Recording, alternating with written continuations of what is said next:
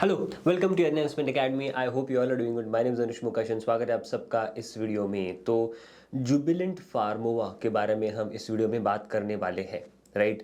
तो अब ये कंपनी क्यों, राइट। तो पहले तो ये company is into CDMO space, right. And अगर आप ब्रॉडली देखो तो सीडीएमओ में जो कंपनीज़ है, जैसे कि Laurus is also expanding, then there is Suven जो अभी कोहैंस लाइफ साइंस करके कंपनी है। देन बाकी जो कंपनीज है, Sai life science, Anthem bioscience etcetera, तो सारी जो कंपनीज है तो valuations are very very rich, right. Very very high valuations, expensive valuations है।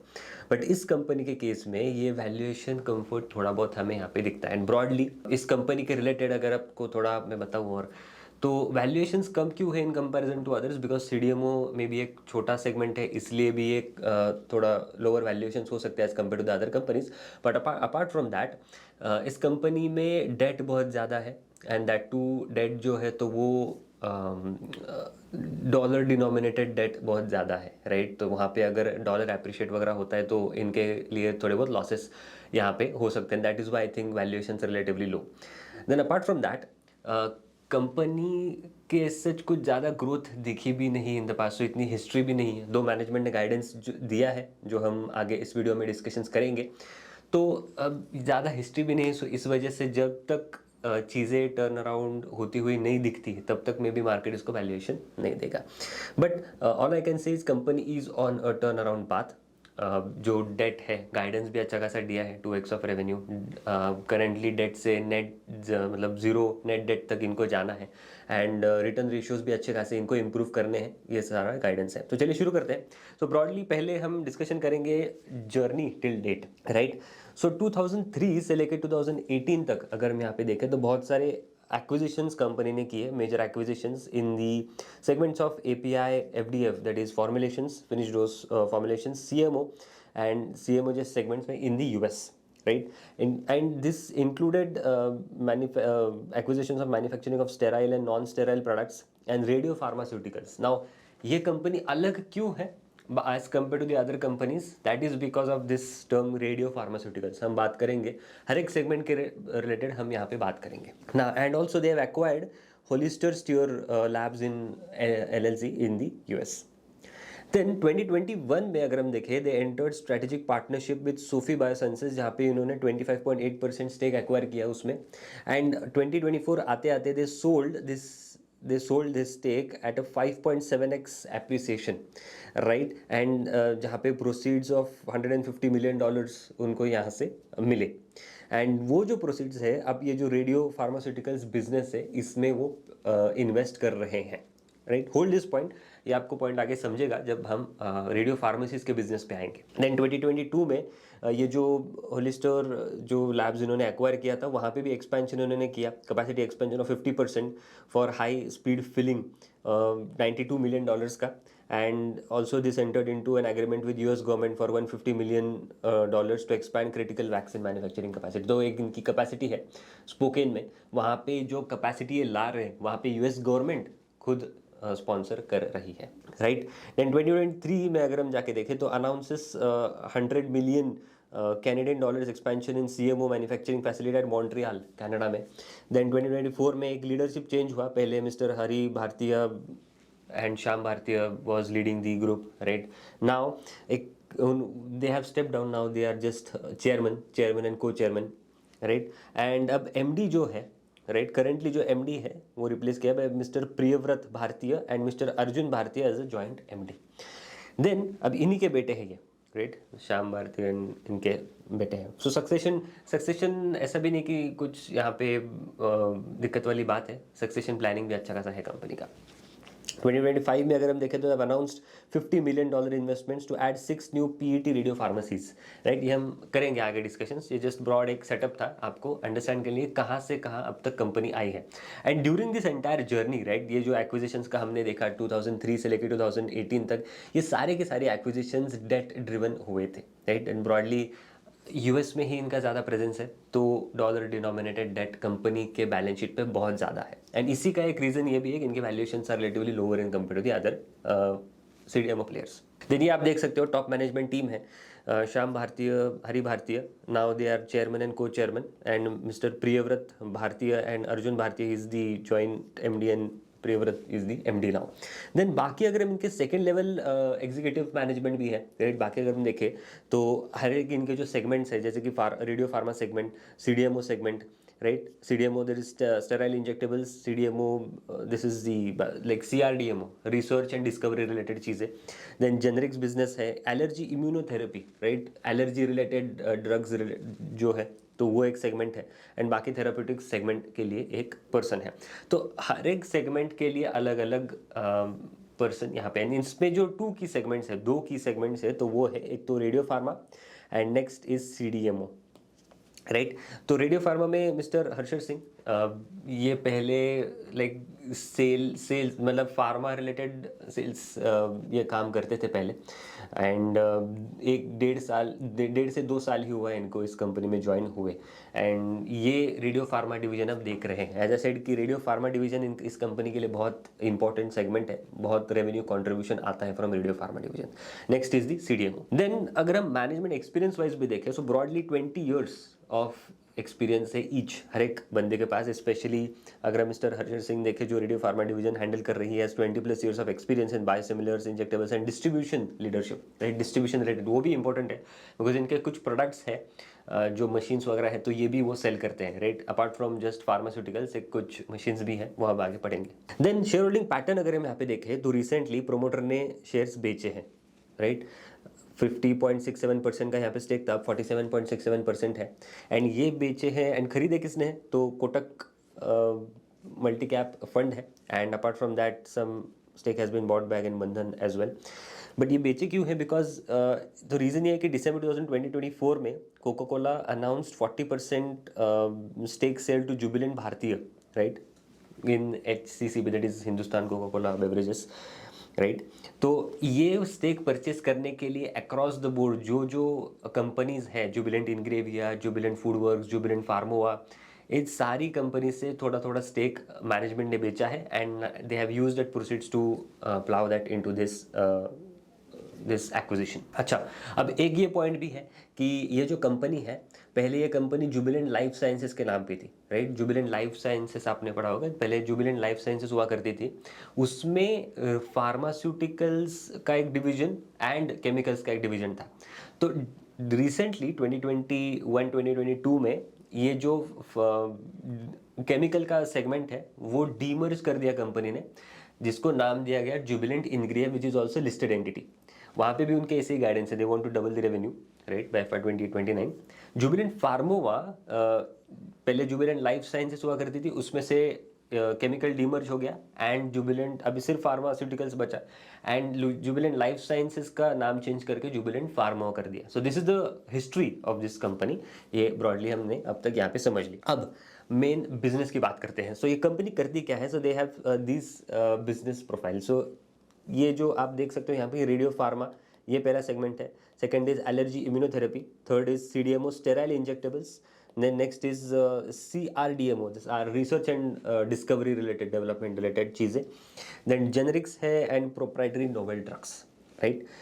तो अब वन बाय वन आगे इसको समझते हैं, बट ब्रॉडली आप ये भी देख सकते हो कि जो रेडियो फार्मास्यूटिकल्स का जो सेगमेंट है तो वो और भी मतलब रेडियोलॉजी हम कह सकते हैं, रेडियो फार्मास्यूटिकल्स या रेडियो फार्मेसीज का जो बिजनेस है that is divided into 2 parts, radio pharmaceuticals भी एंड रेडियो फार्मेसीज है। रेडियो फार्मास्यूटिकल्स में ये दवाइयाँ बनाते हैं, एंड रेडियो फार्मासीज थ्रू ये दवाइयाँ डिस्ट्रीब्यूट होती है to multiple hospital chains, right. Allergy immunotherapy, CDMO sterile, ये हमने देख लिया, तो बाकी segments are as is. Then अब ये देख सकते हो कि रेवेन्यू मिक्स कैसा है, राइट। FY25 में कंपनी का रेडियोलॉजी, जिसमें रेडियो फार्मास्यूटिकल्स भी है एंड रेडियो फार्मासीज भी है, तो ये टोटल कंबाइन आता है 47% का इनका रेवेन्यू मिक्स है। देन CDMO अगर आप देखें तो next big is CDMO 33.7%, and बाकी एलर्जी एंड जेनरिक्स अगर आप देखो तो approx 10% each, right. And margin किस में सबसे ज़्यादा है, तो मार्जिन अगर आप देखो तो सबसे ज़्यादा मार्जिन से कमा रहे हैं इन दी एलर्जी सेगमेंट। अब ये हम आगे पढ़ेंगे allergy segment, but radiology currently is 15.6% margin. अब इसमें भी अगर हम आगे देखें, यहाँ पे आप देख सकते हो CDMO जो है करंट, पहले CDMO में मार्जिन ज़्यादा थे, अब वो कम हुए, primarily because FY22 was a one of year.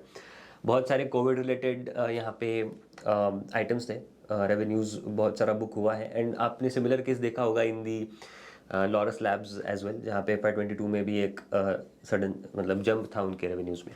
Then generics में अगर आप देखो तो मार्जिन्स इंप्रूव हुए हैं फ्रॉम 19% नेगेटिव, 30% नेगेटिव से लेके 3% पॉजिटिव तक। अब ये क्यों है? बिकॉज इनकी एक फैसिलिटी थी, generics manufacturing facility in Salisbury US की जो फैसिलिटी थी, तो वो उन्होंने बंद कर दी। क्योंकि because there was continued pricing pressure वो फेस कर रहे थे वहाँ पे। वो बंद करके सारे जो ऑपरेशंस थे वो उन्होंने ट्रांसफ़र कर दिए इनके रुड़की के प्लांट में, इंडिया में। एंड यहाँ से अब वो बाहर सप्लाई करते हैं API रिलेटेड चीज़ें, राइट, जेनरिक्स। देन अब ये जो 4 की सेगमेंट्स हमने देखे, इसको और ब्रेकअप करके अगर हमें समझना है तो रेडियो फार्मेसीज, फार्मास्यूटिकल्स है, रेडियो फार्मेसी है। तो रेडियो फार्मास्यूटिकल्स जो दवाइयाँ हैं तो वो सिर्फ 15% कॉन्ट्रीब्यूट करती है, वेर जो फार्मेसी है that is forward integration of radio pharmaceuticals, तो वो कॉन्ट्रीब्यूट कर रहा है 30%। एंड मार्जिन किस में ज़्यादा है? तो रेडियो फार्मास्यूटिकल्स में मार्जिन ज़्यादा है, जहाँ पे 50% तक इनके मार्जिन जाते हैं, राइट। तो ये बहुत ही लिक्विडेटिव बिजनेस है इनके लिए।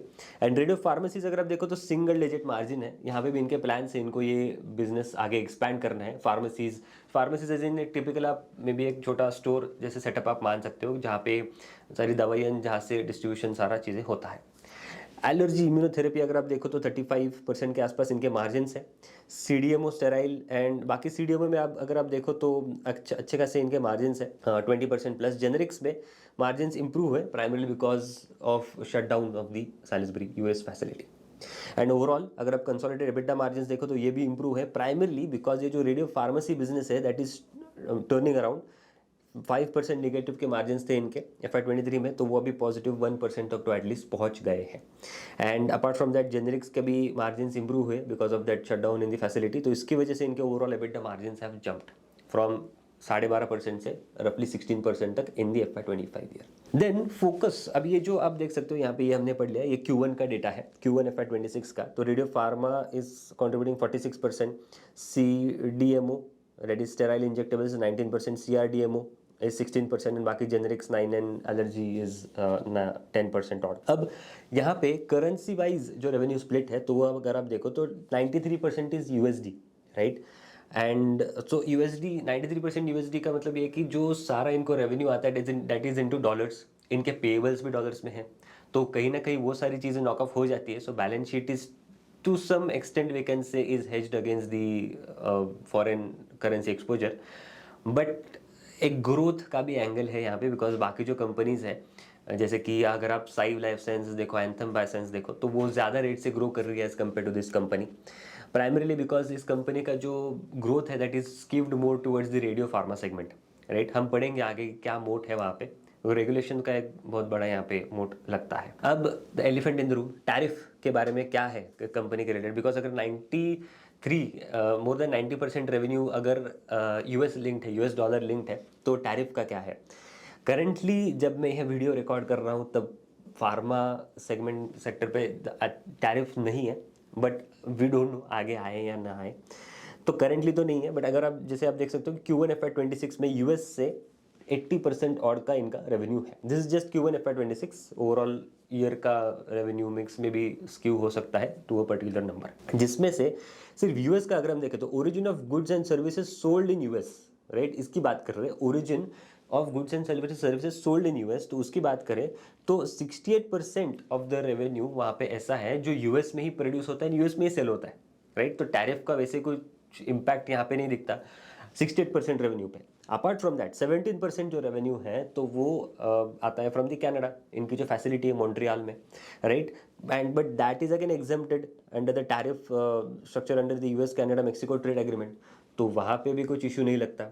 रहा सवाल इंडिया का, तो इंडिया पे अगेन करेंटली तो फार्मा पे टैरिफ नहीं है, एंड उसमें भी अगर आप देखो तो 15% में से 7% इज गुड्स एंड 8% सर्विसेज, तो अज्यूमिंग कि 8% सर्विसेज पे ज़्यादा टैरिफ नहीं लगना चाहिए।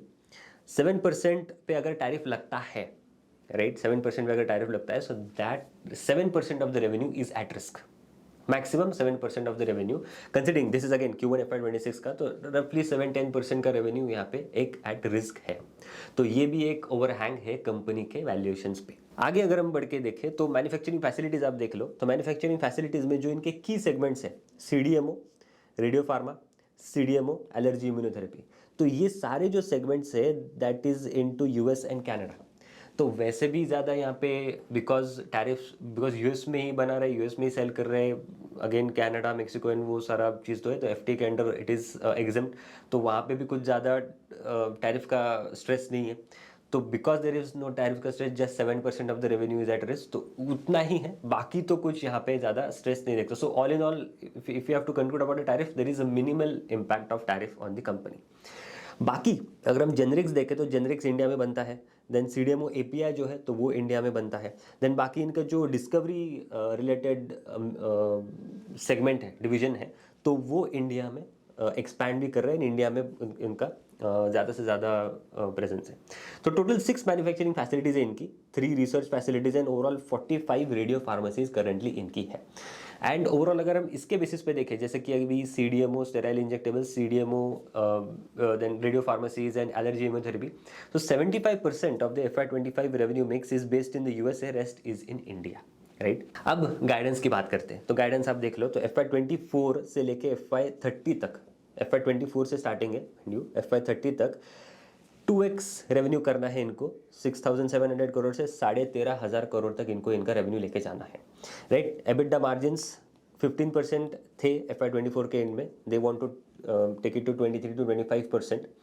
जीरो नेट डेट बनना है, राइट, 2,500 करोड़ की डेट है, एंड वहाँ पे इनको इसको जीरो ही करना है, बेसिकली कैश रिच कंपनी बनना है, एंड हाई टीन्स ROE का टारगेट है इनका, roughly you can say 17-18% का ROE they want to target, which is a pretty healthy number in at least in the pharma segment if we have to say that. Then currently अगर हम numbers देखें तो 15% का था in FY24, TTM numbers as of Q1 FY26 के TTM numbers अगर हम देखें तो 17% तक तो ये पहुंच गए हैं, again because जो रेडियो फार्मेसीज बिजनेस है तो वो अच्छा करने लगा है इनका। देन 2,500 करोड़ की लगभग इनकी डेट थी, तो अभी तो 1,500 करोड़ की बची है, तो they are again repaying the debt and ROCs are also increasing on an annualise basis. अब वन बाय वन सेगमेंट की तरफ बढ़ते हैं। पहला सेगमेंट है रेडियो फार्मास्यूटिकल्स का segment, right. Radiology, that is radio pharma में there are 2 segments, radio pharmaceuticals and radio pharmacies. तो पहले रेडियो फार्मास्यूटिकल्स के बारे में बात करेंगे। तो आप यहाँ पे देख सकते हो ऑन द स्क्रीन, एक तो है कि SPECT imaging, PET imaging and therapeutics, radio pharmaceutical therapeutics. तो पहले जो दो है इमेजिंग रिलेटेड, इसको पहले समझ लेते हैं। तो होता क्या है कि जैसे बॉडी में अगर सपोज कैंसर को डिटेक्ट करना है, right, there are cancer cells मतलब अफेक्टेड है, तो कहाँ कहाँ पे अफेक्टेड है इसको अगर देखना है तो एक दवाई है, यही ये दवाई बनाते हैं। एक दवाई वो इधर थ्रू IV थ्रू या लाइक ओरल इनटेक वो दी जाती है फॉर अब जैसे अलग अलग जो ऑर्गन्स है उनके लिए अलग अलग दवाइयाँ हैं, राइट। तो इधर थ्रू मतलब सलाइन थ्रू और IV थ्रू ये दवाइयाँ दी जाती है, एंड वो दवाई सर्कुलेट होती है इन द एंटायर बॉडी। वो दवाई जो है तो कैंसर सेल्स को जाके टच करते हैं, एक रेज फैलती है, राइट, एंड वो रेज कैप्चर होती है इन द इमेजेस, तब जाके डॉक्टर को या डायग्नोसिस में आता है। सो this is the diagnostic part of imaging, right. ये डायग्नोसिस में मदद करती है दवाइयाँ, तब जाके डायग्नोसिस में आता है कि हाँ यहाँ पे जो सेल्स है वो कैंसर थ्रू अफेक्टेड है। तो ये जो स्पेक्ट इमेजिंग है तो ये यूज़ करता है लो एनर्जी रेडियो आइसोटोप्स जो एमिट करता है gamma rays and which are detected by the SPECT cameras, right. Where जो पेट इमेजिंग है तो ये high energy radio isotopes use करता है that emit positrons and are detected by the PET cameras. तो डिफरेंस क्या है? तो डिफरेंस ये है कि जो स्पेक्ट इमेजिंग है तो वो एक लो लाइक गामा रेज थ्रू होते तो वेरी लो इमेज क्वालिटी यहाँ पे बनती है, right. Where as PET imaging में अगर हम देखें तो that is there is a better imaging quality. बस ये डिफरेंस है इन दोनों में। अब अनदर डिफरेंस ये है कि longer half life of the molecule SPECT imaging में है, shorter half life of the molecule is in the PET imaging. अब इसका मतलब क्या है? तो अगर हम रेडियो एक्टिव दवाई, because it is radio active, तो वो अगर हम बॉडी में डाल रहे हैं, बॉडी में इंसर्ट कर रहे हैं, इसको इंजेक्ट कर रहे हैं, तो इट शुड बी मतलब इट शुड नॉट हैपन कि वो बॉडी में हमेशा के लिए रहे, या like we want to minimise the time, वो कम समय के लिए ही रहे, सर्कुलेट हो जाए, हमें पता लग जाए कि हाँ कहाँ कहाँ पे ये सेल्स हैं, जस्ट उस टाइम के लिए तक रहे एंड इट शुड डिजॉल्व और शुड लाइक वैनिश अवे। तो हाफ लाइफ का मतलब ये है कि लॉन्गर हाफ लाइफ का मतलब वो बॉडी में ज़्यादा देर तक रहेगी, एंड दैट इज मतलब ये नहीं चाहते लोग, राइट। शॉर्टर हाफ लाइफ का मतलब है कि वो बॉडी में ज़्यादा देर तक नहीं रहेगी, राइट, एंड ये लोग चाहते हैं। तो इसी वजह से इंडस्ट्री में SPECT imaging to PET imaging का एक शिफ्ट देखा जा रहा है, राइट, एंड ये यूएस में बहुत प्रोमिनेंटली देखा जा रहा है। तो ये एक ओवरऑल मतलब है इन दोनों चीज़ों का। देन आता है रेडियो फार्मास्यूटिकल थेरापेटिक्स। अब ये जो है तो डायग्नोस्टिक्स है एंड ये है थेरापेटिक्स। तो थेरापेटिक्स इज लाइक ये दवाई है जो दी जाती है टू द पेशेंट इधर थ्रू आईवी और जस्ट ओरल इंटेक, जो किल करती है वो सारे कैंसर सेल्स को, सिंपल। तो दिस इज इट, ये यही होता है इनके रेडियो फार्मास्यूटिकल सेगमेंट में। देन अब मार्केट अगर हम देखें तो this is the large and stable market, but जो पेट मार्केट है that is a high growth market, again driven by the novel products, because नए नए आइसोटोप्स, यहाँ पे बेसिकली आइसोटोप्स यूज होते हैं to detect the cancer cells in the body. TAM अगर हम इसका देखें तो $250 मिलियन का यहाँ पे टैम है, $150 मिलियन का पेट का टैम है, which is growing at a faster rate.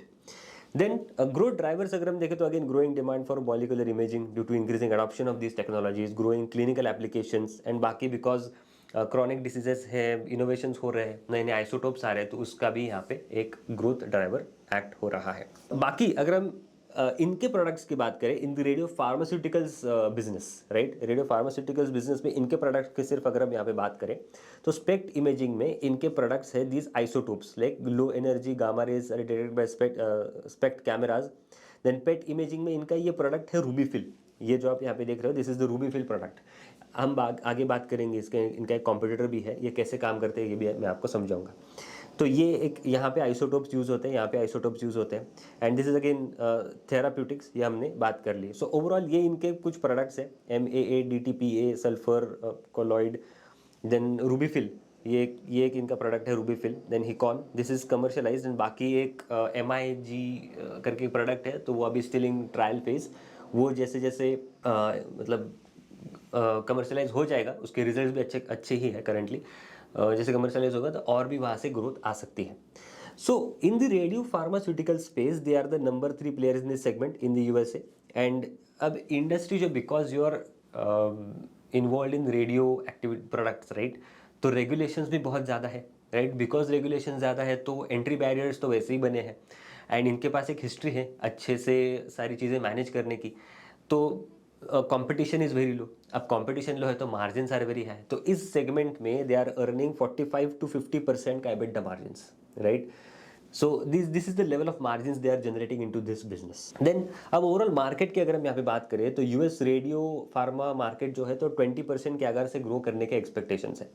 सो आप यहाँ पे देख सकते हो ड्रिवन बाय, एक तो है कि स्पेक्ट इमेजिंग तो डिक्लाइनिंग मोड पे ही है करंटली, मार्केट इज नॉट मतलब स्टेबल मार्केट है, we can say that. But broadly अगर आप देखो तो जो पेट इमेजिंग का मार्केट है वो ग्रो करेगा। देन अपार्ट फ्रॉम जो थेरेपीज है, जो कन्वेंशनल थेरेपीज है, those are again stable, but जो थेरेपीज एडवांस थेरेपीज है तो वो भी और हायर रेट से ग्रो करने के एक्सपेक्टेशंस है। And overall market is expected to grow by 20% के आकार, primary driven by again launch of advance therapies, जो कि $2 बिलियन का मार्केट है, लाइक प्रोस्टेट कैंसर रिलेटेड दवाइयाँ, new products in PET imaging, right, यहाँ पे अगेन प्रोस्टेट कैंसर $1.5 बिलियन का मार्केट है, broad range applicability Alzheimer related के लिए एंड बाकी सारी चीज़ों के लिए। बहुत सारा यहाँ पे ट्रैक्शन भी दिख रहा है in terms of M&A deals, right, बहुत सारी M&A डील्स भी यहाँ पे हुई है। So PET imaging and advanced therapies are expected to drive this overall radio pharma market. Then बाकी nuclear US nuclear medicine market भी अगर आप अब देखो तो 13% की ग्रोथ एक्सपेक्टेशंस यहाँ पे है, राइट। एंड ये अगेन ड्राइवर्स क्या है, इसके ड्राइवर्स समझना बहुत इंपॉर्टेंट है।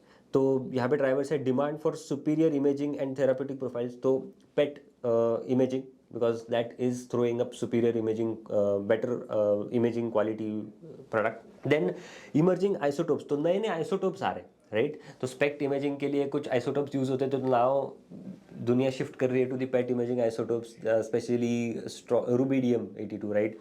Then increasing use of cases for the unmet needs. Then again therapeutics भी है, पेट इमेजिंग एंड थेराप्यूटिक्स के लिए ये सारी चीज़ें बाद में यूज़ होगी। देन बाकी नीड अब क्या है, तो rising cancer cases and heart disease are also prevailing. तो आप यहाँ पे देख सकते हो कि कैंसर केसेस भी बढ़ ही रहे हैं over the years. Then heart diseases in the adults is very very prominent, right. तो इसके लिए भी ये सारी दवाइयाँ यूज़ होती हैं। देन अब इस कंपनी के बारे में बात करें तो they are the leading radio pharmaceutical manufacturing in the US. ये जो इनके प्रोडक्ट्स हैं तो हर एक अलग अलग ऑर्गन के लिए अलग अलग प्रोडक्ट है, right. And broadly their diversified in the diagnostics part, तो डायग्नोस करने के लिए एंड उसकी इलाज के लिए भी इनके पास प्रोडक्ट्स है, राइट। करंट टैम अगर हम देखें तो $400 बिलियन का ये टैम है। एपीआई रिलेटेड, एपीआई इनके रिलेटेड जो API that is also in house, तो वहाँ पे बैकवर्ड इंटीग्रेशन है। मोस्टली जो स्पेक्ट एंड थेराप्यूटिक्स है those are generics, but these are again high margin because बहुत ही नीश है, रेगुलेशंस बहुत ज़्यादा है because you are dealing in to the radio active things. Then इनका जो रूबीफिल प्रोडक्ट है जो हमने बात की, Rubyfill product is high growth product. ये रिसेंटली लॉन्च हुआ एंड बहुत ही ज़्यादा ट्रैक्शन इस मतलब फ्लैगशिप प्रोडक्ट बन गया है इनका। देन इनके पास कुछ आईपी भी है that is again driving the product oncology expected to see again high growth in the coming future. Market leadership की अगर हम बात करें तो दीज आर द वंस। तो Draximage MAA and Draximage DTPA। अच्छा, ड्रैक्सीमेज जो DTPA है दैट इज दिस वन। तो यहाँ पे Q1 के जो, अब कौन कॉल तो करते नहीं बट Q1 का जो इनका डिटेल्स था तो वहाँ पे उन्होंने बोला था कि इसमें कंपटीशन आ रही है ना, यहाँ पे ये मार्केट शेयर लूज कर सकते हैं इन द कमिंग ईयर्स। तो ये एक है। बाकी रूबीफिल अगर आप देखो तो this is again positron scan, this is a PET scan basically, ये पेट स्कैन है, यही होता है, इसी वजह से यही यूज़ होता है in the PET scan, use for heart scan, cardiac related, heart related cells अगर आपको देखने हैं तो ये यूज़ होगा। This is the product and this is the challenger product to the existing one peer that is Cardiogen. Currently Cardiogen एक challenger product है। Then ये थेराप्यूटिक्स है, right. So this is again therapeutics and not diagnostics, treats certain types of thyroids and destroys the over active cells. And direct इनको competition है ही नहीं इस segment में, management तो खुद ही वहाँ पे बोल रहा है। देन अब इस सेगमेंट के जो गाइडेंस है इनका, तो वो अगर आप यहाँ पे देखो तो they want to double the revenue from FY24 952 crore का रेवेन्यू था, वहाँ से इनको डबल करना है, EBITDA मार्जिन 50% प्लस रखना है इनके इस सेगमेंट में। अब इसके ड्राइवर्स क्या है, तो again growth drivers include Rubyfill first, then new PET and SPECT products and MIBG, right. तो इसके बारे में वन बाय वन समझते हैं, 1 2 एंड 3 इसके बारे में आप समझेंगे। तो रूबीफिल क्या है, तो Rubyfill is basically this machine, right. अब ये मशीन करती क्या है, तो एक आइसोटोप है दैट इज एक प्रोडक्ट, मतलब एक ड्रग है स्ट्रॉन्टियम 82। तो वो यूज होता है, like Rubyfill converts this strontium to rubidium 82 that is used in the PET scans, right. तो ये रूबिडियम इज अगेन दवाइयाँ इंजेक्ट की जाती है इधर थ्रू IVR एट्सेट्रा। तो ये दवाइयाँ इंजेक्ट करने के बाद अगेन वो सर्कुलेट होता है and then you get to know कहाँ कहाँ पे जो डिसीज सेल्स है तो वो आइडेंटिफाई होते हैं एंड उस वजह से डायग्नोस होता है। अब इनकी जो हाफ लाइफ है दोनों जो प्रोडक्ट्स है, दिस इज द कार्डियोजन प्रोडक्ट, ये कार्डियोजन की मशीन है, ये जुबिलेंट फार्मोवा की मशीन है रूबीफिल। तो हाफ लाइफ दोनों की 75 सेकेंड्स की है, but Rubyfill has been proven to be more efficient and इसका एक रिसर्च पेपर भी है 2020 में इसका रिसर्च पेपर भी आया है। अब रूबीफिल जो है इसकी हायर शेल्फ लाइफ है, दैट मीन्स मोर स्कैन्स पर generator and the slower costs. तो इस वजह से जो रूबीफिल में ट्रैक्शन बहुत ज़्यादा बढ़ गया है, right? And according to this conclusion of 2020 research, RubyFill generator has slightly higher like isotope production efficiency, longer shelf life and of course मतलब small elution activity. So all in all अगर हम यहाँ पे देखें तो RubyFill जो है तो RubyFill has proven to be more efficient as in comparison to this Cardiogen and इसी की वजह से काफ़ी सारे installations भी हुए हैं in the US cardiac hospital network like hospital chains में बहुत सारे जगह पे RubyFill implement हो भी मतलब वो इंस्टॉल हो भी गया है। अब ये जो मशीन है ना ये बहुत बड़ी मशीन है। अब इसका जो एक छोटा वर्जन है तो अब सारे हॉस्पिटल्स में बड़ी बड़ी मशीन तो इंस्टॉल नहीं कर सकते, तो छोटा वर्जन भी लाने की कोशिश कंपनी कर रही है। ये है टू बिकम लीडर इन रूबीफिल, तो इनके ग्रोथ ड्राइवर है, तो इनको जो 2x रेवेन्यू करना है तो इससे होगा, Rubyfill will help them in that. Competitive advantage अगर हम रूबीफिल का देखें तो लॉन्गर लाइफ पर generator 7 weeks versus 6 weeks for the peer, right. Better imaging quality and consistency and constant activity. Current position अगर हम देखें तो करंट मार्केट साइज अगर हम देखें तो $180 मिलियन का मार्केट साइज है, that is growing eight 12% CAGR। And market share अगर हम देखें तो 25% करेंटली इनका मार्केट शेयर पहुंच गया है, they are still growing right in that market. And बाकी अगर हम प्रोडक्ट इनोवेशन रिलेटेड चीज़ें देखें, कंपनी क्या करना चाह रही है आगे, तो वैल्यू इंजीनियरिंग, जिससे कॉस्ट कम हो एंड मार्जिन और भी इंप्रूव हो जाए, एंड AI भी उसमें थोड़ा बहुत लाने की कंपनी कोशिश कर रही है। Then launch of new PET and SPECT imaging products. तो ये जो रूबीफिल है that is related to PET, and बाकी जो प्रोडक्ट्स हैं पेट एंड स्पेक्ट इमेजिंग में जो यूज़ हो सकते हैं नए नए आइसोटोप्स से, तो वो भी कंपनी लाने की यहाँ पे कोशिश करेगी आगे जाके। तो FY27 टू FY29 तक का ये इनका पाइपलाइन है of the new products they want to launch. 2 products in FY27, 3 in FY28 and 4 in FY29, तो total 9 they want to launch, and total peak revenue they are looking at $120 million का in this in just this new pet and spect imaging diagnostic products. Total TAM till अब तक यहाँ पे अगर हम देखें तो ओवरऑल $500 मिलियन का TAM इस जस्ट रेडियो फार्मास्यूटिकल्स में ही इनको दिख रहा है।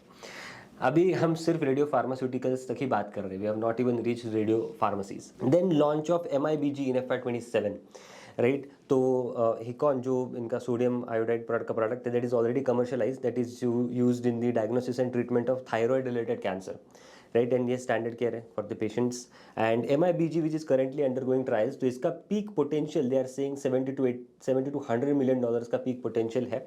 And this is used in neuroblastoma, right. This is for the paediatric cancer, जो नर्व टिश्यूज रिलेटेड जो अफेक्ट होता है, rare cancer that develops in nerve tissues, right. तो वहाँ पे ये प्रोडक्ट यूज़ होगा, राइट। एंड करेंटली 800 अप्रॉक्स 800 बच्चे हैं जिस हर साल जिनको ये न्यूरोब्लास्टोमा मतलब ये डिटेक्ट होता है ये डिसीज़। सो करेंटली इनके जो अवेलेबल ट्रीटमेंट्स है जो है सर्जरी, केमोथेरेपी, रेडियोथेरेपी। अब ये जो नया प्रोडक्ट है that is MIBG, that is currently again undergoing trials, but इसके जो इफेक्ट्स है, रिजल्ट्स है, तो वो काफ़ी बढ़िया रहे हैं। 30% have shown tumour shrinkage and another 30% have shown at least tumour stabilisation, right. तो इफेक्ट्स काफ़ी बढ़िया है। अब ये currently the US FDA approved नहीं है, but on urgent basis it is been allowed to be given to 100 patients and commercialization expected है by FY27 तक। then इनका एक कॉम्पिटिटर प्रोडक्ट है इसी सेगमेंट में, दैट इज डैनियल्जा, राइट। एंड इसने तीसरे साल में $85 मिलियन तक का सेल्स अचीव किया है। तो कंपनी के भी एक्सपेक्टेशन है कि हम $70 to $100 मिलियन का सेल्स अचीव कर सकते हैं इन नेक्स्ट 3 to 5 ईयर्स में। तो ये भी और आगे इनको मदद करेगा इनके रेवेन्यूज़ को ग्रो करने में। सो ऑल इन ऑल इनके जो रेवेन्यूज़ जो रेडियो फार्मास्यूटिकल्स में जो ग्रोथ आने वाली है 2x रेवेन्यू एंड मार्जिन्स, तो that will be primarily from first is Rubyfill because market share वहाँ पे गेन होगा, एंड नेक्स्ट इज जो प्रोडक्ट्स लॉन्च करेंगे, and third is this MIBG products. Then अब हम बढ़ते हैं रेडियो फार्मेसीज पे। This is the forward integration of the radio pharmaceuticals business. तो यहाँ पे होता क्या है कि ये radio pharmacies distribute the radio active medicine for the use which are use for the diagnosing and treating the disease. अब makes and delivers radioactive medicines daily to the hospitals and diagnostic labs। And अब यहाँ पे growth drivers क्या है इनके, तो growth drivers है because US market is consolidating, big M&A activities are creating room for the scale, high demand है for the PET scans. हमने देखा कि एक शिफ्ट हो रहा है from the SPECT to PET because of better imaging quality, due to better imaging quality. Strict regulations भी है, राइट। एंड नए नए आइसोटोप्स भी आ रहे हैं, right. Every now and then there are more isotopes coming, जैसे कि हमने रूबिडियम देख लिया, are opening more treatment areas as well. So broadly अब मार्केट इज अगेन कंसोलिडेटिंग। तो आप यहाँ पे देख सकते हो सबसे बड़ा जो नेटवर्क है, सबसे बड़ा जिसका नेटवर्क है that is cardinal health, 160+ pharmacies है इनकी। एंड नेक्स्ट इज जुबिडेंट फार्मोवा, ये US का डेटा है by the way, this is just in USA में ही है ये सारी चीज़ें। 45 इनकी फार्मेसीज है एंड 1800 हॉस्पिटल मतलब चेन्स को ये सर्व करते हैं। वेर एज अगर हम ये देखें Cardinal is again serving 4,100 hospitals and chains. Entry barriers क्या है, तो स्ट्रिंजेंट रेगुलेशंस है। Each treatment site is required to obtain a licence from nuclear regulatory commission and comply with the additional state, local and hospital regulations for transportation and usage. तो बहुत सारा regulatory एक hurdle है, and इस वजह से जो नए प्लेयर्स है उनको आके एस्टेब्लिश होने में ही ज़्यादा टाइम लगेगा, जो जेस्टेशन पीरियड जो है तो वो बहुत हाई है। Then intricate supply chain, a robust supply chain is required given short product half lives and strong customer, because half life is very low। तो इसके लिए आपको बहुत ही रोबस्ट सप्लाई चेन चाहिए, फास्ट सप्लाई चेन चाहिए, right. Then complex care coordination requires awareness वगैरह वगैरह। स्किल्ड मैन पावर का भी यहाँ पे ज़रूरत पड़ता है। देन ये आप देख सकते हो कि 45 फार्मेसीज है करेंटली एंड 20% का मार्केट शेयर है इनका, 1800 हॉस्पिटल्स को ये केटर करते हैं। देन मोट अगर आप देखो तो unique combination of SPECT manufacturing and radio pharmacy network दोनों ही है इनके पास, राइट। तो ये भी एक इनके एडवांटेज में जाता है। एंड आगे जाके they are also planning to add 6 new PET networks, right, PET networks. अब ये आप देख सकते हो कि ये नए पेट नेटवर्क्स है। करेंटली जो करंट स्पेक्ट तो वो तो इनके प्रेजेंस है ही, but broadly they are also entering and planning to launch new PET networks, जहाँ पे $50 मिलियन का इन्वेस्टमेंट वो करने वाले हैं। अब यहाँ पे जो रेवेन्यू है, अगेन यहाँ पे भी वो revenue they are targeting 2x of FY24 base, 2000 crore से लेके 2x वहाँ पे वो करेंगे। मार्जिन्स अगर आप देखो तो 7 to 8% तक के मार्जिन्स वो लेके जाना चाहते हैं, राइट। सो 1% का मार्जिन जाएगा 7 to 8% तक। And now you can correlate कि क्यों जो 15% के मार्जिन से दे आर सेइंग कि 25% के मार्जिन्स वो लेके जाना चाहते हैं, वो कौन से बेस है, तो ये बेस है। जैसे कि 1% के मार्जिन से 7 to 8% तक के मार्जिन को रेडियो फार्मेसी बिजनेस में वो लेके जाना चाहते हैं, प्राइमरी ड्रिवन बाय जो न्यू पेट फार्मेसीज वो लॉन्च करेंगे। अब उसमें अगर आप मार्जिन देखो तो पेट फार्मेसीज में they can achieve $4 to $5 million of sales in the first year of launch and can deliver 20% of peak EBITDA margins, right. तो ये जैसे जैसे नई जो पेट फार्मेसी स्केल अप होंगी वहाँ पे मार्जिन ज़्यादा है, बिकॉज बेटर इमेज क्वालिटी है। एंड स्पेक्ट में मार्जिन्स आर रिलेटिवली लोअर, 6% तक का हाई पीक मार्जिन पोटेंशियल है।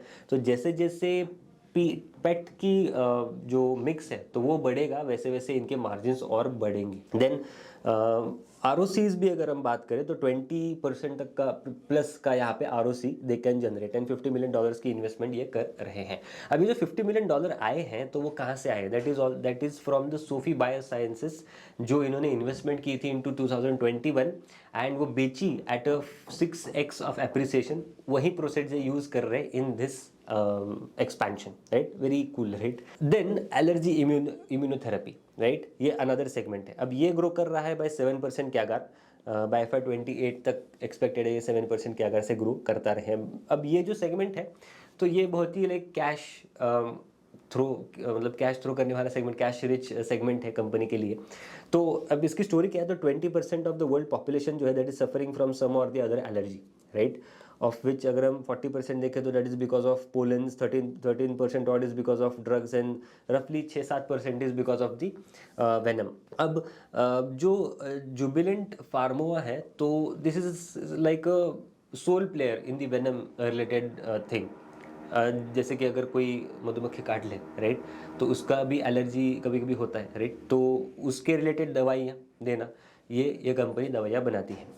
देन उसके अलावा भी अब venom related they are saying कि वेनम में तो they are the sole supplier, but बाकी सेगमेंट्स में भी वो प्रेजेंट है, राइट, हम आगे बात करेंगे उसकी। So JP Jubilant Pharma is only supplier for venom related extracts in the USA. There are again another 4 to 5 companies जो अदर सेगमेंट्स में इनके साथ काम करती हैं, एंड यहाँ पे 35 to 40% का मार्जिन कंपनी कमाती है। देन एक कंपनी भी एक्वायर की थी, एक पुराना ब्रांड हमने देखा कि हॉलिस्टर, राइट, तो वो इन्होंने एक्वायर किया था and they have developed it. तो यहाँ पे ब्रांडिंग बहुत इंपॉर्टेंट है, बिकॉज अवेयरनेस, पता कैसे चलेगा कि हाँ मुझे एलर्जी है, पता कैसे चलेगा, तो अवेयरनेस फैला रही है कंपनी बाय, आप यहाँ पे देख सकते हैं awareness is low about the allergies, many people are ignorant about that they have these allergies. So जो जुबिलेंट फार्मा है तो मार्केटिंग पे भी स्पेंड कर रही है टू स्प्रेड द अवेयरनेस कि ये टाइप्स होते हैं एलर्जी के, एंड आप इसकी दवाई ले लो, एंड ये से इनके सेल्स जनरेट होंगे इस सेगमेंट में। देन अब ये जो एलर्जी शॉट्स होते हैं those are not one time, ये कंसिस्टेंटली लेने पड़ते हैं रिपीटेडली, सो एक हाई रिपीट सेल्स भी यहाँ से बन सकता है। And broadly they are continuously gaining market share, तो कंटिन्यूसली गेन कर रहे हैं over the years, and plan है इनके आगे यूरोप एंड ऑस्ट्रेलिया में जाने के भी। अब ये आप देख सकते हो कि एलर्जी इम्यूनोथेरेपी के इनके ये सेगमेंट्स है, वेनम एक्सट्रैक्ट्स, यहाँ पे ये बोलते हैं कि हम सोल सप्लायर है। Allergenic extracts for dogs, cat, mite, again pollen, and skin testing devices, तो स्किन को टेस्ट करके आपको बताएंगे कि आपको कौन सी एलर्जी है भी या नहीं है, तो ये भी ये ट्राई कर रहे हैं, इनके ये प्रोडक्ट्स है करंटली इनके पास। देन यहाँ पे विजन क्या है, तो यहाँ पे विजन है फ्रॉम 680 करोड़ FY24 का ये रेवेन्यू है, तो इसको 1.5x से बढ़ाना चाहते हैं बाय FY30, जहाँ पे margin will still be 35 to 40%, because इसके और ज़्यादा मार्जिन बढ़ नहीं सकते हैं। ये कैसे होगा, तो growth drivers include strengthen competitive position in the US, तो यूएस में ही और नए नए प्रोडक्ट्स लॉन्च करना, right. Then grow outside US, तो वो सारे जो प्रोडक्ट्स पेनिट्रेट हो चुके हैं, एक रीच बन चुकी है उस प्रोडक्ट्स की, एक अवेयरनेस जो बन चुका है, उसी प्रोडक्ट्स को रेप्लिका करना in the European markets and the other markets in the world. Then increase the R&D and develop new products, तो यही होता है in the pharma space specially, कि आप पहले यूएस में जाओ, यूएस में वो टेस्ट करो, पेनिट्रेट करो, वो प्रोडक्ट उठाओ, यूरोप में जाओ पेनिट्रेट करो, ऑस्ट्रेलिया में जाओ पेनिट्रेट करो, एंड देन इंडिया में आओ penetrate, and eventually you spread around the world, and then नए प्रोडक्ट्स भी लॉन्च करो, देन नए प्रोडक्ट्स यूएस में। So product expansion and geographic expansion is the key for growth in this segment. Then CDMO sterile injectables के बारे में बात करें, this is the next segment. So here there is a huge demand supply gap, आप यहाँ पे देख सकते हो। ओवरऑल अगर हम देखें तो 11% के आकार से ये CDMO स्टेराइल इंजेक्टेबल्स का market is expected to grow. अब यहाँ पे जो वायल फिलिंग्स जो है, तो 700 मिलियन वायल्स का डिमांड सप्लाई गैप दिख रहा है बाय 2027। तो demand is 6.8 billion vials, whereas supply is just 6.1 billion vials. तो एंड अगेन ये और भी बढ़ सकता है because of industry consolidation, right. And growth drivers क्या है इसके तो इनोवेटर फार्मा कंपनीज है, for their US requirement are planning to shift the manufacturing from Europe to US, right, because of tariffs related सारी चीज़ें। Then increasing number of drugs in biologics pipeline and loss of exclusivity. So broadly ये जो सबसे key point यहाँ पे I want to discuss is की जो demand supply का गैप है, तो इस वजह से इनको और भी यहाँ पे ग्रोथ दिख रही है। अगर हम इनकी बात करें तो नॉर्थ अमेरिका में they are the leading CDMO player, 5 top 20 में से 5 कंपनीज इनके कस्टमर्स है, 25+ customers across the world with multiple products having patent protection, 5 years plus का एवरेज रिलेशनशिप है with the top 10 customers, 90% repeat customers है। And यहाँ पे क्या काम करते हैं, तो जो शीशियाँ होती है द वायल्स, तो उनमें फिलिंग्स होते हैं, राइट, इंजेक्टेबल्स, तो वो बना के उस पर एक स्टॉपर लगा के they supply it to the companies. Then अब यहाँ पे जो टारगेट है इनका, अगेन 2x रेवेन्यू करने का टारगेट है, primarily doubling the capacity eight spoken, right. तो यहाँ पे आप देख सकते हो 1000 करोड़ तक का रेवेन्यू इनका है FY24 का, FY30 तक they want to 2x this revenue, and margin 17% से 25% तक ही लेके जाना चाहते हैं, जो TTM में 23% तक जो पहुंच गए हैं। अब जो स्पोकेन की वाली बात हमने की है, तो line 3 to start production by FY26 end, तो ये स्पोकेन में there are 4 lines, line 1 line 2 is online, line 3 and line 4 की अगर हम यहाँ बात करें, तो लाइन 3 जो है तो FY26 के एंड में ये कमर्शियल मतलब प्रोडक्शन स्टार्ट कर देगी। लाइन 4 जो है तो वो FY28 तक प्रोडक्शन स्टार्ट कर देगी, तो इस वजह से भी यहाँ पे ग्रोथ आएगी, बिकॉज रैंप अप होगा इसमें। बिकॉज रैंप अप क्यों होगा, बिकॉज डिमांड सप्लाई गैप है, तो वैसे भी वो ग्रोथ आनी ही आनी है, they can double the revenue because of this. Total investment अगर हम यहाँ पे देखें तो $285 मिलियन का इन्वेस्टमेंट है, ROC is more than 20%, which is very lucrative number. अब यहाँ पे जो है तो US गवर्नमेंट खुद फंडिंग कर रही है $150 मिलियन की, तो इस वजह से भी ये ROCs बढ़ेंगे, राइट। तो $150 मिलियन का यहाँ पे इन्वेस्टमेंट खुद, अब US गवर्नमेंट क्यों इन्वेस्टमेंट कर रही है, खुद क्यों इन्वेस्टमेंट है, बिकॉज अगर आगे जाके कोई पैंडमिक आता है तो ये बोल सकते हैं कि हाँ अब आर्म्स लेंथ प्राइस पे हमको भी दवाई दे दो, तो ये एक फैक्टर है। New lines have incremental revenue potential of 160 to 180 million dollars, right, and this is the sole reason कि ये एक्सपेक्ट कर रहे हैं कि इनके रेवेन्यूज और भी यहाँ से डबल हो सकते हैं। देन एक्सेलेंट ट्रैक्शन भी इनको दिख रहा है इन देयर RFPs, बिकॉज जो China+1 जो बिकॉज ऑफ टैरिफ्स रिलेटेड सारे चीज़ें, तो जो large pharma innovator pharma companies है, तो वो बोल रहे हैं कि जो US में ही जो मैन्युफैक्चर कर सके तो वहाँ पे हम कॉन्ट्रैक्ट्स देंगे। राइट। एंड ये कंपनी क्या है, तो यूएस में ही बनाती है, यूएस में सेल करती है, एक्सपोर्ट भी करती है, तो इस वजह से इनको ज़्यादा ट्रैक्शन मिल रहा है in their contracts, right, from big pharma companies, and they expect to finalise these within FY26 only.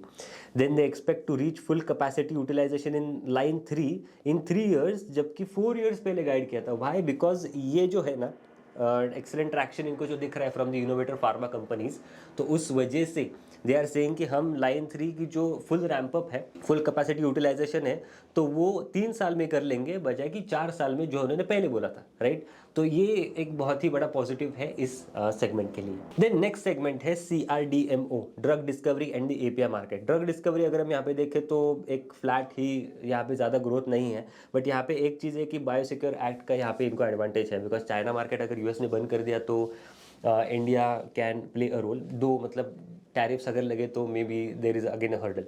CDMO API market is again $95 billion से $130 बिलियन होने के एक्सपेक्टेशंस है by 2028, because of again interest in custom generics and momentum in CDMO services. Then ये आप देख सकते हैं कि again JP is well integrated in the drug discovery segment, ये इनके साइंटिस्ट है in the drug discovery segment में, एंड लेट CDMO में अगर आप देखो 900+ MT की इनकी कैपेसिटी रही है। देन ड्रग डिस्कवरी में ही अगर हम देखें तो एक्सपेंशन हो रहा है, कर रहे in the current and new sites. तो आप यहाँ पे देख सकते हो कि ड्रग डिस्कवरी में करेंटली इनके FY25 के में 1000 FTs है। FTs basically full time employees, तो 1000 फुल टाइम एम्प्लॉइज है, 2000 लेके जाना चाहते हैं FY28 एंड 4000 लेके जाना चाहते हैं FY30।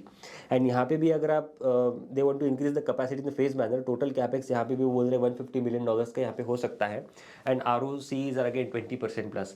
ROCs इंपॉर्टेंट क्यों है, बिकॉज जितना ज़्यादा ROC उतना ज़्यादा रिटर्न जनरेशन वो कर पाएंगे एंड और भी ज़्यादा प्लॉबैक कर पाएंगे इन द बिजनेस, बिकॉज ज़्यादा ROCE जनरली ज्यादा PE रेशियो देता है, मतलब ज्यादा वैल्यूएशंस देता है। Then they are also adding capacity in the biologics segment with partnerships and TAM expanded TAM by $1.4 billion in the monoclonal antibodies which are used in again cancer and autoimmune disease treatment. Then antibody drug conjugates आप यहाँ पे देख सकते हो, these are again used for targeted cancer therapies. So all in all मतलब biologics में भी वो एंट्री करके they are expanding well, right, and again they have entered this high growth biologics segment especially for cancer treatment, presence with a presence in Europe, strong technical know-how and competitive pricing. तो ये TAM तो बढ़ा है इन्होंने। इस TAM के बढ़ने से इनका जो अगेन ये जो ड्रग डिस्कवरी है, तो ड्रग डिस्कवरी में भी again they are targeting 3x of revenue, because नए नए एम्प्लॉयज़ भी ऐड करेंगे, बायोलॉजिक्स में भी जा रहे हैं, 450 करोड़ से 3x रेवेन्यू करना चाहते हैं। मार्जिन्स मोर देन 25% प्लस, तो स्टेबल ही मार्जिन्स वी कैन से कि ये मेंटेन रखना चाहते हैं इन दी FY30 तक। देन CDMO API बिजनेस अगर आप यहाँ पे देखो तो यहाँ पे they want to double their revenue with more than 15% margins, so we can say कि 15% तक का margins they want to keep stable. अब ये क्यों है, कैसे करेंगे, बिकॉज ग्रोथ ड्राइवर्स क्या है CDMO में, अगेन सेम जो हमने पहले देखे हैं, तो further strengthen CDMO with new chemical entities, नए प्रोडक्ट्स लाना, यूएस में लॉन्च करना, उसी प्रोडक्ट्स को बाकी नेशंस में, तो geographical expansion, product expansion, that is what they will drive the things. Then China+1 का भी यहाँ पे एक अपॉर्चुनिटी है, राइट। तो अगर आपने सिंजिन का कॉन कॉल पढ़ा होगा, तो जो प्रोजेक्ट्स ऐसे ही मतलब बीच में ही रुक गए हैं, which are 50% complete, partially completion उनका हुआ है, तो वहाँ पे भी कुछ ट्रांजिशन हो रहा है from these projects from China to India, right. तो China+1 strategy is also playing well in this favour, because हमने देखा कि स्पोकन की फैसिलिटी में they are already receiving traction, right. तो वो भी यहाँ पे एक ग्रोथ ड्राइवर रहेगा इनके ओवरऑल CDMO API के ग्रोथ में, 2x ऑफ रेवेन्यू के ग्रोथ में। जेनरिक्स बिजनेस इंडस्ट्री की अगर हम यहाँ पे बात करें तो 5 to 6% से ही ये बिजनेस बढ़ने के ग्रोथ, मार्केट की ये ग्रोथ है, 5 to 6% के ग्रोथ एक्सपेक्टेशन है in the industry. And developed markets अगर आप देखो तो US तो 2% से ग्रोथ के एक्सपेक्टेशन है, बिकॉज ऑफ प्राइस इरोजन होता है every time in the US। Non US markets में 5 to 7% के ग्रोथ के यहाँ पे एक्सपेक्टेशंस है। इंडिया अगर हम यहाँ पे देखें तो इंडिया में दे आर सेइंग कि 8% प्लस की ग्रोथ यहाँ पे हो सकती है, राइट, बिकॉज अगेन इंडिया की GDP is again itself is expected to grow at 7 to 8% on the real basis, right. So 8% plus तो नंबर बनता ही बनता है। देन अपार्ट फ्रॉम दैट, अब यहाँ पे भी क्या स्ट्रैटेजी है, तो यूएस में पहले जाओ तो प्रोडक्ट एक्सपेंशन, नए प्रोडक्ट्स लॉन्च करना, यूएस में लॉन्च करना, देन यूरोप में जाना, देन ऑस्ट्रेलिया में जाना, देन इंडिया में आना एंड एटसेट्रा। तो product expansion and geographic expansion, तो ये साइकिल कंटिन्यूस इनका रहेगा। अगेन इंडिया में you can see developing 3 to 4 profitable therapeutic products, then non US international markets में जाना, अगेन इनका थेरापेटिक्स जो प्रोडक्ट्स है वो लेके, so this is all they are doing right in at least in generic space as well. Generics में vision क्या है, तो vision is again 2x of revenues, margin 15 to 17% से, करंटली जो सिंगल डिजिट मार्जिन है तो वो लेके जाना चाहते हैं टू 15 to 17%। अब ये कितना पॉसिबल है कितना नहीं possible, this is again issue, debatable issue, but देखना पड़ेगा। So this is what we need to track about this companies, कि जैसे अगर ये कंपनीज एग्जीक्यूट करती है तो इनके वैल्यूएशन में अगेन री-रेटिंग कभी भी देखी जा सकती है। देन जेनरिक्स के ग्रोथ ड्राइवर्स क्या है, तो मार्जिन तो बढ़ने हैं, डबल रेवेन्यू करना है, बट कैसे करेंगे, तो again launch new products right, secure the end approvals, grow the profitable non US, तो यूएस में लॉन्च करो न्यू प्रोडक्ट्स, वही प्रोडक्ट्स रेप्लिका करो in the non US market, Europe etcetera. Then India में ब्रांड बिल्ड करो, build brand in diabetes and hypertension etcetera, scale in weight management, grow 1.5 times the industry growth rate, IPM that is Indian pharma market. Then proprietary novel drugs में भी इनका presence है, यहाँ पे भी वो कुछ ड्रग्स डेवलप कर रहे हैं, those are again related to cancer related. तो एक है इनका JBI 802 एंड एक है JBI 778। तो यहाँ पे ये आप मार्केट साइज भी देख सकते हो, $3 बिलियन, तो बिलियन डॉलर्स में ये मार्केट साइज है इनका। And then again targeted to cancer, again tumour reduction right, तो blood cancer, lung cancer, leukaemia, lung cancer, brain tumour and head and neck cancer related, तो कैंसर रिलेटेड इनके drugs हैं। इनके की हाईलाइट्स अगेन आप देख सकते हो, 40% ट्यूमर रिडक्शन दिखा है, clinical efficacy in 2 patients is more than 50%, मतलब वो श्रिंक हुआ है। देन तो रिजल्ट्स अच्छे आ रहे हैं इनके इस प्रोप्राइटरी नोवेल ड्रग्स में भी। अब ये जो प्रोप्राइटरी नोवेल ड्रग्स है ना, ये एक लॉटरी जैसा है कि अगर ये चल पड़ा तो ये बहुत सारा रेवेन्यू कंपनी को कमा के दे सकता है, बिकॉज ये करेंटली इन डिस्कवरी फेज है, currently in to research and development phase है। ये अगर कमर्शलाइज होता है बाय एनी चांस तो ये बहुत सारा पैसा कंपनी को कमा के देख सकता है, उसके बाद एक और भी एक री रेटिंग यहाँ पे देखी जा सकती है। तो ये जो ग्रोथ ड्राइवर्स, ये एक सारा समरी है इनके ग्रोथ ड्राइवर्स का। तो लीडरशिप करना in the Rubyfill in the radio pharma segment, launch new PETs SPECT and MIBG, invest in 6 high margin PET radio pharmacies. Then allergy immunotherapy standing competitive position, यहाँ पे CDMO में double the capacity in the Spokane, CRDMO में add large pharma clients and और भी वो companies, मतलब जो employees है ऐड करेंगे रिसर्च एंड डिस्कवरी में। जेनरिक्स में again launch new products in the US and grow this business in the non US geography as well. All in all अगर हम यहाँ पे देखें तो अपॉर्चुनिटी अच्छी है, but the only thing which we need to understand कि company को ट्रैक करना बहुत इंपॉर्टेंट है। ऐसे नहीं कि हमने अभी पढ़ ली एंड कंपनी करती रहेगी एग्जीक्यूट, ऐसा नहीं हो सकता। कहीं कहीं हिकअप्स आएंगे, तो वो देखना अंडरस्टैंड करना भी उतना ही इम्पोर्टेंट है। बाकी अगर आप कंपनी के बारे में अगर आप पूछो तो गवर्नेंस का ऐसा कुछ इशू लगता नहीं है। Enterprise wise is also company is very different from what other guys are doing, they are into radio pharmacies where moat regulatory hindrance is very, मतलब एंट्री बैरियर्स बहुत है। Allergy immunotherapy is a sort of a cash throwing business for them, cash का business for them. Generics में भी अगर वो करते हैं, अगेन 2 की थिंग्स टू ट्रैक इज कि जेनरिक्स में कैसे वो मार्जिन बढ़ाएंगे from currently single digit to 15 to 17%। And अगर ये प्रोप्राइटरी नोवेल ड्रग जो है तो वो एक हाथ भी अगर कमर्शलाइज होता है आगे जाके तो वो भी बहुत बड़ा पैसा यहाँ पे बना के दे सकता है। And all these things can help them in can help the company in some sort of rerating. And apart from that margin तो बढ़ेंगे, रेवेन्यू में भी, रेवेन्यू अब यहाँ पे ज़्यादा नहीं बढ़ सकता, बट मार्जिन एक्सपेंशन बहुत तगड़े रेट से हो सकता है, because of again pet pharmacies भी वो लॉन्च करेंगे, तो ये सारी चीज़ें हैं। एंड मोस्ट इंपॉर्टेंटली जब ये कंपनी नेट कैश कंपनी बनेगी राइट, तो और भी यहाँ पे इन्वेस्टर इंटरेस्ट बढ़ सकता है। So this was it. I hope ये एनालिसिस आपको अच्छा लगा होगा। ऐसे और वीडियोज़ के लिए मेरे चैनल बने लाइक करना, शेयर करना, चैनल सब्सक्राइब करना मत भूलना। मिलते हैं अगले वीडियो में। Thank you so much.